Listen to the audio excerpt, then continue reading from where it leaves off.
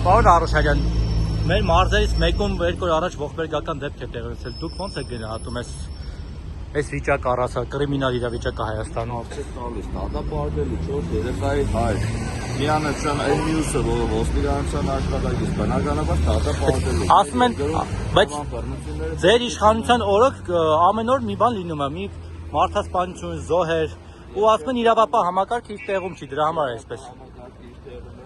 Բա ինչի չեն կանխում այսպիսի դեպքերը, վենդետաներ, չգիտեմ, հանցագործություններ։ Բազմաթիվ հանցագործների դատական համակարգը բաց է թողնում, պարոն Արուշանյան։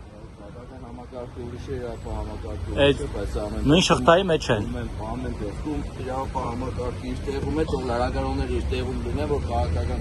նման մեկնաբանություններ չանեն, ինչ մենք։ Հիմա մենք մեր տեղում չենք, ասում ենք իրավական համակարգը տեղում չէ, քաղաքական չի, իրավապահի։ Քաղաքական, եթե իհարկե կարելի է լրագրող համարել, լրագրողի հանրության մի մասը տեղում չէ, որ նման ողբերգությունը շարունակվի։ Լրագրողներին թողնենք մի կողմ։ Լավ։